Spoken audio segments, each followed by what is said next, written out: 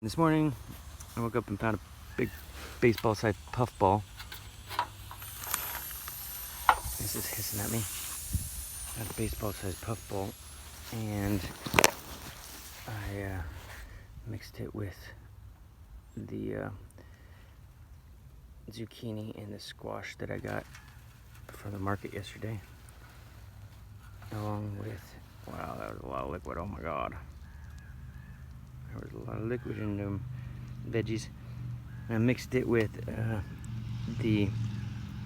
some of the morels and the shaggy parasols that I collected like freaking last fall.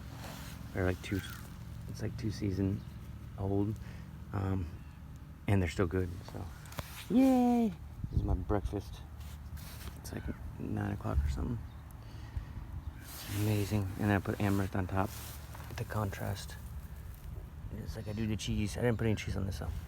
This half is just the squash and the cukes and the puffball on top, and that side is squash, cukes, and puffball, morels, and shaggy parasols. I haven't had puffballs in a long time. That'll be interesting. Holy cow! I remember they just taste like meat. They have the texture of meat. It's like all mushrooms. Not much flavor though. Not like the shaggy parasols or the morels. And these puffballs are cooked with lots of liquid, so they're steamed really a lot. And they actually have they don't have texture like meat. They have texture like tofu. It's really good. Sprinkled amaranth on top, obviously. I like that contrast. That's good though. It actually tastes exactly like tofu texture, and it's relatively flavorless. Puffballs. And there's no poisonous puffball varieties, so man, that was really good. I'd say it's better texture than tofu, but relatively flavorless. And put salt on it, and it's picked up a little bit of that flavor from the steamed morels and the shaggy parasols and the veggies in there. Good breakfast. And I almost finished sewing up these pants the other day. Yeah, like some button-up pants. I just need to put sew a piece around the back of the knees. I use rug grade wool on the knees, so it's more abrasion resistant. And and I need to make a crotch piece. It's like a diamond shape.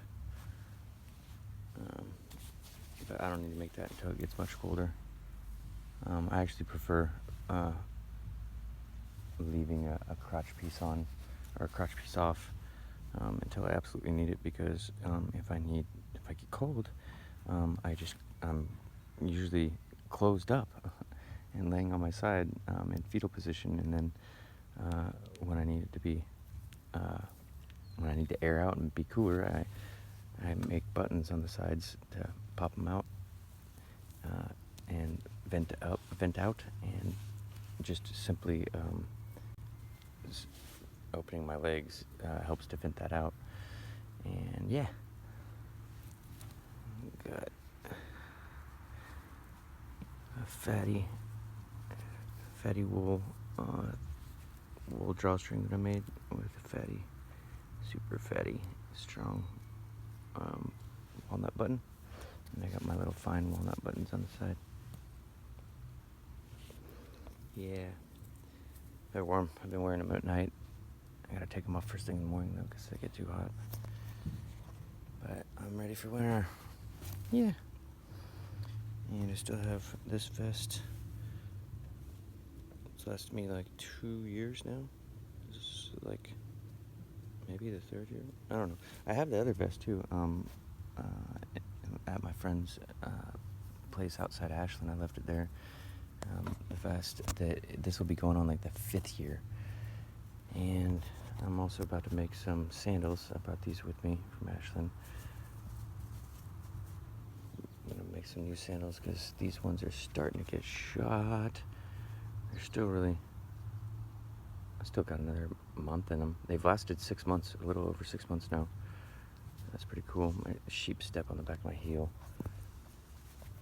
and give me a flat tire or rip it. But I don't need my heel anyway because I walk on my toes. Walk on the ball of my foot, on my forefoot, whatever they call it. I broke down and went to the food bank yesterday because this town really doesn't have any fruit trees. None of the cherry plum trees, it only has a few of them, and none of them are in fruit. And it only has a couple apple trees, and all of them are really small apples that are crappy, that aren't sweet. I got there late. They didn't have any more fruit boxes left. They were shutting up the doors, but they had a box outside with, they gave me a can of peanut butter and refried beans, and they had a box of damaged moldy bread and damaged like the tail ends of a bunch of cherries that were at the bottom box. But they were awesome. I ended up getting a whole bag, and I got like 20% more milk this morning and last night from JC, and I'll probably get 20% more again for the midday milking. Between the two of them, I fed them like a quarter loaf, so I fed them 1/8 of a loaf each. That's why she produced 20% more milk last night and this morning. And I got it. Thankfully for that food bank, because this town really doesn't have it doesn't have very many wild edibles either. It has no dandelion. It's really weird. These oats have they're easy to gather. That's why I've been trying so hard. But they have little hairs on them